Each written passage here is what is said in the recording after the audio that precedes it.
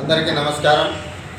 Kadiri Janasena party తరఫున అందరము కూర్చొని చర్చించడం జరిగింది.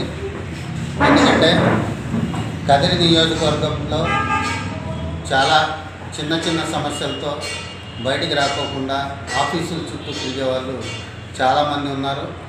సమస్యలతో సతమతమయ్యే వాళ్ళు ఉన్నారు. అలాంటి వాళ్ళని ఎంపిక చేసి జనసేన పార్టీ కార్యాలయంలో ఏదైతే మా జనసేన అధ్యక్షుడు పవన్ కళ్యాణ్ గారు మంగళగిరి కార్యాలయంలో జనవాణి అని సమస్యల పరిష్కార వేదికకు ఒక పర్మనెంట్గా అక్కడ ఒక సెల్ ఏర్పాటు చేసి అక్కడి నుంచి సమస్యలను ఎవరైనా అర్జీ పట్టుకొని పోయి అక్కడ సమస్య ఇస్తే అక్కడి నుంచి ఆ కన్సర్న్ డిపార్ట్మెంట్కు ఫోన్లు చేసి అక్కడున్న ఇన్ఛార్జీలకు అయితేనేమి అక్కడున్న మండల కన్వీనర్లకు ఆ సమస్య అప్పచెప్పి ఆ సమస్యను పరిష్కరించే దిశగా ప్రయత్నం చేస్తున్నాడో అదేవిధంగా కదిరి నియోజకవర్గంలో ఏవైతే న్యాయబద్ధంగా చట్టబద్ధంగా ఉండే సమస్యలు ఉన్నాయో అలాంటి సమస్యలను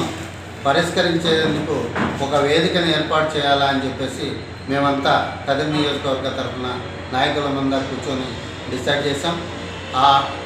అందులో భాగంగా మేము రాబో జనవరి నుంచి ప్రతి బుధవారము కదిరి జనసేన పార్టీ కార్యాలయంలో ఒక ప్రజావాణి ప్రజా సమస్యల పరిష్కార వేదికను ఏర్పాటు చేసుకొని ఇక్కడ మేము కూర్చొని ప్రతి